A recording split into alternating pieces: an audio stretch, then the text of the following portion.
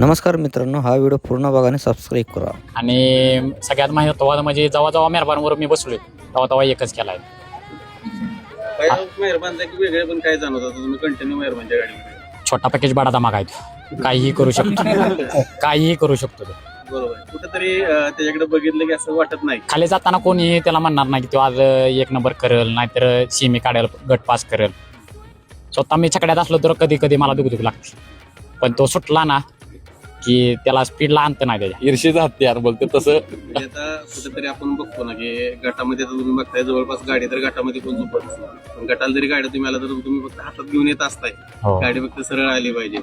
Semi आणि final त्याच्यापेक्षा double speed. Sunil मोरेनेच पुकारले की मेहरबानच्या गाडीवर स्टेरिंगच फक्त धरायला लागते, की गाडी फक्त सरळ जाणार. जी मेहरबान मल्हारची गाडी पळते त्या स्पीड कसं असतं पण की असं आता सगळ्यात टॉपचा बैल म्हटलं तर मल्हार आहे, आणि मल्हार पण जाईल त्या मैदानात गुलाबात राहतोय आणि मेहरबान पण जाईल त्या, पण ती गाडी एकत्र आली गाडी हाणायला लागत नाही. आणि आजचा दुसरा अड्डा आहे मेहरबान आणि मल्हारचा, त्यांनी एकच नंबर केला.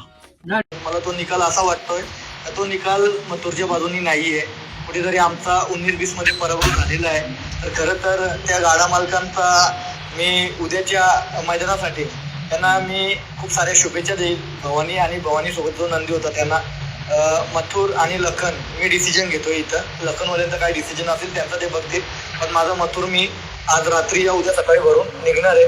पण ती गाडी फायनलसाठी पात्र झालेली आहे.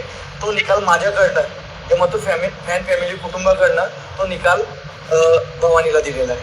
जय श्रीराम, जय शिवराय. कारण की दादा नमस्कार. कुठून आले आपण? आंबाडीतून आलेलं. तुमचं नाव?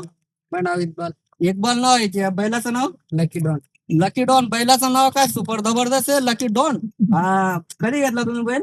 त्याला 2-3 महिने झाले. 2-3 महिने झाले घेतलं का आतापर्यंत? का पहिल्यांदा घेतलाय? नाही, 3 साप बाजी मारली. अरे वा, खूप खूप शुभेच्छा तुम्हाला. आज 3 साप बाजी मारली यांनी. आमखेडामध्येच मारली का दुसऱ्या गावाला? आमखेडामध्येच मारली त्यांनी. बिनजोड मध्ये. किती जाते वगैरे? आदात आहे. आदात वाले जास्त इड. काय खाऊ आता तुम्ही आता? त्याला का मक्याचे दान वगैरे परिस्थितीनुसार. बाकीचे ते कसं आहे, मोठे मोठे लोक राहतात, ते काजू बदाम वगैरे ज्यांना ज्याचं खावडणं तसं अवकतीनुसार खावडतं. आपली गरीब परिस्थिती आहे म्हणून ढेप वगैरे एकदम गावठी लोकांना बायांचा छंद राहतो. पण या वयात या दादांना पोरांना बैलांचा छंद आहे. खूप चांगला छंद आहे. बाकी लोक संत तुकाराम महाराजांनी एक श्लोक मध्ये सांगितलं होतं, सोबत करे अच्छे की तो बढ़त बढ़त जाई, सोबत करे बुरे की तो घटत घटत जाई. चांगला छंद ठेवा, चांगला व्यसन आहे.